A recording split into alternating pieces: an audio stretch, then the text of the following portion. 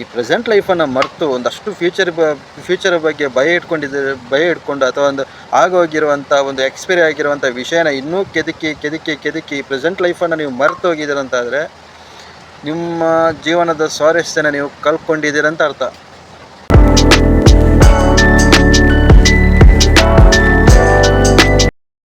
But ಜೀವನ ಏನಪ್ಪ ಅಂತ ಗೊತ್ತಾಗಬೇಕು ಅಂತಾದರೆ ಪ್ರೆಸೆಂಟ್ ಲೈಫಲ್ಲಿ ಬದುಕಬೇಕು.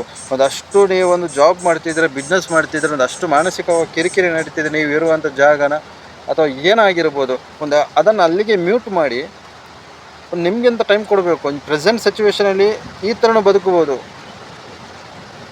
ದೇವರು ಕ್ರಿಯೇಟ್ ಮಾಡಿರುವಂಥ ಈ ನೇಚರ್ ಆಗಿರ್ಬೋದು, ಅದ್ರ ಜೊತೆ ಸ್ವಲ್ಪ ಬದುಕಿ,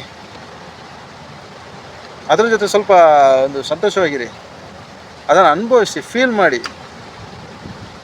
ಲೈಫ್ ಅನ್ನೋದು ನಾವೊಂದಷ್ಟು ತಾಪತ್ರಯಿಂದ ಕೂಡಿ ಬದುಕಬೇಕು ಅನ್ನೋದು ಲೈಫಲ್ಲ. ಪ್ರತಿಯೊಂದು ಸಮಯನೂ ನಮಗೆ ಇದು ಮಾಡಬೇಕು, ಇದು ಮಾಡಬಾರ್ದು, ಇದು ಮಾಡಿದರೆ ಏನು ತಪ್ಪಾಗುತ್ತೆ, ಈ ಥರದ್ದು ಮಾಡಿದ್ರೆ ಏನು ಕಷ್ಟ ಆಗುತ್ತೆ, ಏನು ಕಷ್ಟಕ್ಕೆ ಈಡಾಗುತ್ತೆ, ಈ ಥರ ಮಾಡಿದರೆ ಏನು ಬೇಜಾರು ನಡೆಯುತ್ತೆ, ಅದನ್ನೆಲ್ಲ ಪಾಠ ಕಲಿಸ್ತಾ ಹೋಗುತ್ತೆ. ಬಟ್ ನಾವು ಅದು ರಿಪೀಟ್ ಮಾಡಿದರೆ ಮತ್ತೆ ಪುನಃ ಅದರಲ್ಲಿ ಕಷ್ಟ ಬರುತ್ತೆ, ಬೇಜಾರು ಬರುತ್ತೆ, ಒಂದಷ್ಟು ಸಮಯ ವ್ಯರ್ಥ ಮಾಡ್ತೀವಿ, ನಮ್ಮ ತಲೆನ ಹಾಳು ಮಾಡಿಬಿಡ್ತೀವಿ, ನಮ್ಮ ಜೀವನನ ಸ್ಪಾಯ್ಲ್ ಮಾಡಿಬಿಡ್ತೀವಿ. ರಿಪೀಟ್ ನಡೀತಾ ಇರುತ್ತೆ. ಒಂದು ವಿಚಾರದಲ್ಲಿ, ಒಂದು ವಿಷಯದಲ್ಲಿ ನಾವು ಡ್ಯಾಮೇಜ್ ಆದರೆ ಆ ವಿಷಯನ ಬಿಟ್ಟು ನಾವು ಮುಂದುವರಿಸಬೇಕು. ಅದು ವ್ಯಕ್ತಿ ಆಗಿರ್ಬೋದು, ವಸ್ತು ಆಗಿರ್ಬೋದು, ಸಿಚುವೇಶನ್ ಆಗಿರ್ಬೋದು, ಅದು ಯಾವುದೇ ಮೂಲದಿಂದ ಕೂಡ ನಡೆಯುತ್ತೆ ಅಂತಾದರೆ ಅದರಿಂದ ನಾವು ದೂರ ಆಗಬೇಕು. ನಾವು ಪ್ರಾಬ್ಲಮ್ಸ್ನ ಇಟ್ಕೊಂಡಿದ್ದೇವೆ ಅಂತಾದರೆ ಪ್ರಾಬ್ಲಮ್ಸ್ ನಮ್ಮಿಂದ ದೂರ ಆಗಲ್ಲ, ಪ್ರಾಬ್ಲಮಿಂದ ನಾವು ದೂರ ಆಗಬೇಕು. ಆ ಗ್ಯಾಪ್ ಏನಿದೆ, ಆ ಗ್ಯಾಪು ಅದನ್ನು ನೀವು ಕೊಡಬೇಕಾಗುತ್ತೆ, ಸಮಯ ಕೊಡಬೇಕಾಗುತ್ತೆ. ಸ್ವಲ್ಪ ಹಿಂದಕ್ಕೆ ಬರಬೇಕು. ಆವಾಗ ನಿಮ್ಮ ಮೈಂಡ್ ರಿಲ್ಯಾಕ್ಸ್ ಆಗುತ್ತೆ, ಆವಾಗ ನಿಮಗೆ ಜ್ಞಾನ ಅಂತ ಬರುತ್ತೆ, ಆವಾಗ ನಿಮ್ಮಲ್ಲಿ ಆಗಿರೋಂಥ ತಪ್ಪೇನಂತ ಗೊತ್ತಾಗುತ್ತೆ. ನೀವು ಅದನ್ನೇ ಇಟ್ಕೊಳ್ತೀರಂತಾದರೆ ತಪ್ಪು ಪ್ರಾಬ್ಲಮ್ಸ್ ಇದೆಲ್ಲ ನಿಮ್ಮದು.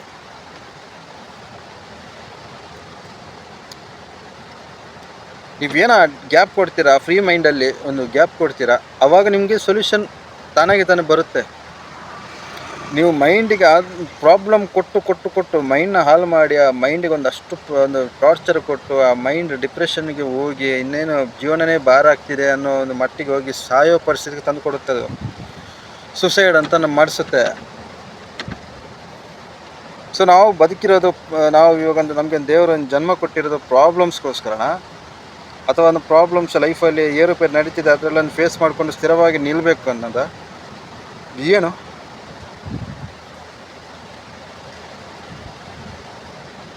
ನಾವೊಂದಷ್ಟು ಅಜ್ಞಾನದಿಂದ ನಾವು ನಮ್ಮ ಪ್ರೆಸೆಂಟ್ ಸಿಚುವೇಶನ್ ಹಾಳು ಮಾಡ್ತಿದ್ವಿ ಅಂತಾದರೆ, ಈ ಒಂದು ದೇವರ ಒಂದು ಗಾಡ್ ಗಿಫ್ಟ್, ಈ ಬೋನಸ್ ಲೈಫ್ ನಾವು ಹಾಳು ಮಾಡ್ತಿದ್ದೀವಿ ಅಂತಾದರೆ ನಮ್ಮದೇ ತಪ್ಪಿದು. ಇದನ್ನು ಯಾರು ಭಯಕ್ಕೆ ಹೋಗ್ಬಿಡಿ, ಬ್ಲೇಮ್ ಮಾಡೋಕ್ಕೆ ಹೋಗ್ಬಿಡಿ, ನಮ್ಮ ತಪ್ಪು.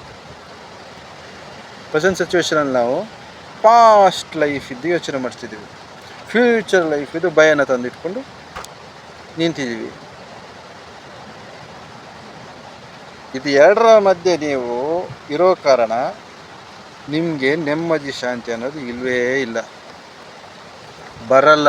ದುಡ್ಡು ಕೊಟ್ಟರು ಬರಲ್ಲ, ದುಡ್ಡು ಇದ್ರೂ ಬರಲ್ಲ. ಏನಕ್ಕಂದ್ರೆ ನೀವು ಪ್ರೆಸೆಂಟ್ ಸಿಚುವೇಶನಲ್ಲಿ ಜೀವಿಸ್ತಿಲ್ಲ. ದೇವ್ರಿಗೆ ಭಯಕ್ಕೆ ಹೋಗ್ಬೇಡಿ, ದೇವರ ಕರುಣಾಮಯಿ, ಇನ್ನೂ ಕೊಡ್ತಾ ಹೋಗ್ತಾರೆ ಪ್ರೆಸೆಂಟ್ ಲೈಫಲ್ಲಿ ಬದುಕು ಅಂತ. ನಮಗೆ ಬುದ್ಧಿ ಕೊಡ್ತಿರುವಂಥದ್ದು ಅಜ್ಞಾನ ಮಾತ್ರ, ಮೂಢನಂಬಿಕೆ ಮಾತ್ರ.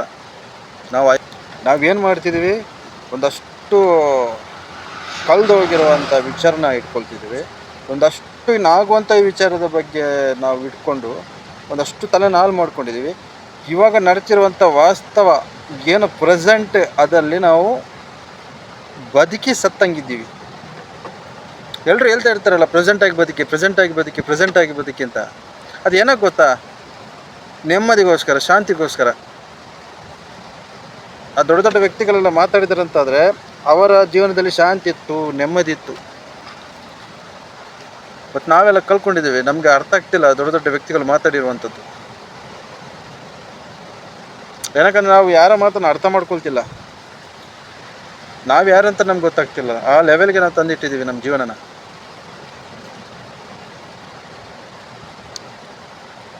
ಒಂದಷ್ಟು ಭಯ, ಬೇಜಾರು, ದುಃಖ. ಅಯ್ಯೋ ಈ ಥರ ಆಯಿತು, ಅಯ್ಯೋ ನನ್ನಿಂದ ಈ ಥರ ಆಯಿತು, ಅವರಿಂದ ಈ ಥರ ಆಯಿತು, ಇವರಿಂದ ಈ ಥರ ಆಯಿತು, ಅವರು ಕೈ ಕೊಟ್ಟು ಹೋದ್ರು, ಇವರು ಮೋಸ ಮಾಡಿದರು. ಅಯ್ಯೋ ನನ್ನ 35 ವಯಸ್ಸಾಯಿತು, ಮದುವೆ ಆಗಿಲ್ಲ, ಮನೆ ಕಟ್ಟಿಲ್ಲ, ಕಾರ್ ತಗೊಂಡಿಲ್ಲ, ಅವ್ರು ಹಂಗಿದ್ದಾರೆ, ನನ್ನ ಫ್ರೆಂಡ್ ಹಿಂಗಿದ್ದಾರೆ. ಅಯ್ಯೋ ಅಯ್ಯೋ ಏನು ಯೋಚನೆ, ಏನು ಚಿಂತೆ, ಏನು ಭಯ, ಏನು ದುಃಖ. ಈ ಥರ ಇದ್ದರೆ ನಿಮಗೆ ಮನಃಶಾಂತಿ ಎಲ್ಲಿಂದ ಸಿಗೋದು? ಮನಃಶಾಂತಿ ಸಿಗೋದು ಎಲ್ಲಿಂದ? ಅಥವಾ ನೆಮ್ಮದಿ ಸಿಗೋದು ಎಲ್ಲಿಂದ? ಭಯ ಮುಕ್ತರಾಗೋದು ಎಲ್ಲಿಂದ? ಚಿಂತೆಯಿಂದ ಮುಕ್ತ ಆಗೋದು ಎಲ್ಲಿಂದ? ದುಃಖದಿಂದ ಮುಕ್ತರಾಗೋದು ಎಲ್ಲಿಂದ? ಈ ಥರ ಇದ್ದರೆ ಲೈಫೇ ಅಲ್ಲ, ಅದು ಲೈಫೇ ಅಲ್ಲ.